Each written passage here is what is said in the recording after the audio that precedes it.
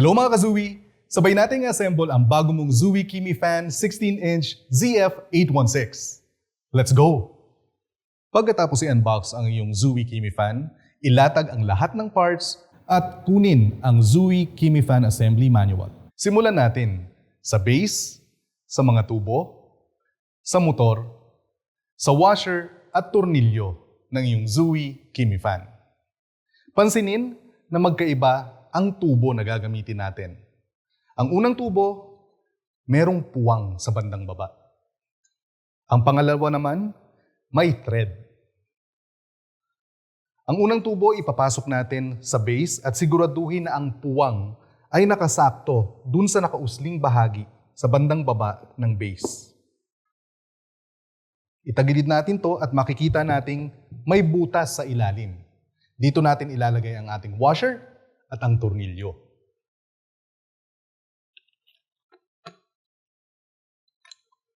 Sakto lang sa butas, iikot ang tornilyo hanggang sa ito'y humigpit at mag-lock. Isusunod naman natin ang pangalawang tubo. Iikot lang ang bahaging may thread hanggang sa ito'y humigpit at mag-lock. Isunod naman natin ang motor. Tulad sa nauna, iikot lang natin siya hanggang sa humigpit at mag-lock. Isunod naman natin ang back cover lock, LEC, lock ng LEC, at front cover ng iyong Zooey Kimi Fan. Pansinin na ang back cover, meron siyang arrow na nakaturo pataas.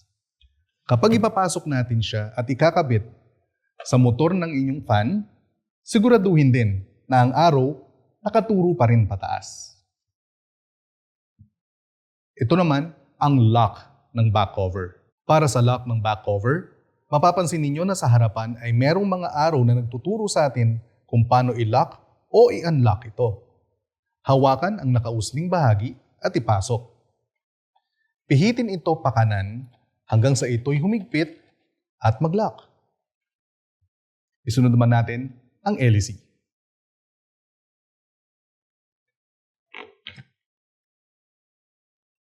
Ngayon naman, ang lock ng LEC. Para sa lock ng LEC, mapapansin nyo rin na sa harapan nito ay may mga guide arrows na magtuturo sa atin kung paano i-lock o i-unlock ito. Pihitin lang natin siya pakaliwa hanggang sa ito'y humigpit at mag-lock. Isunod naman natin ang front cover. Para sa front cover, siguraduhin natin na tama ang pagkaka-align ng Zooey logo at ng guide locks na ipapasok natin sa guide mark sa back cover. Pag pinasok natin to, siguraduhin din natin na ang Zooey logo ay nakaayos at naka-align. Pag naipasok natin, pihitin lang natin ng kaunti pakanan, ito ay higpit at maglalak. Malalaman ninyo na tama ang pag-assemble ng inyong Zooey Kimi Fan kapag nakita ninyo na merong butas sa ilalim ng front cover. Dito natin ilalagay ang additional screw for additional safety precaution.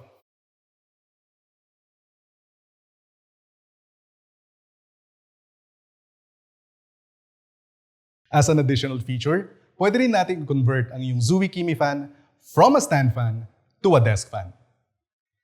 Tanggalin lang natin ang motor.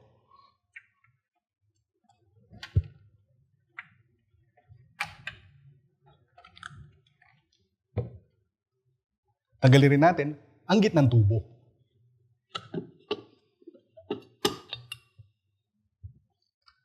Tapos, ibalik ng motor.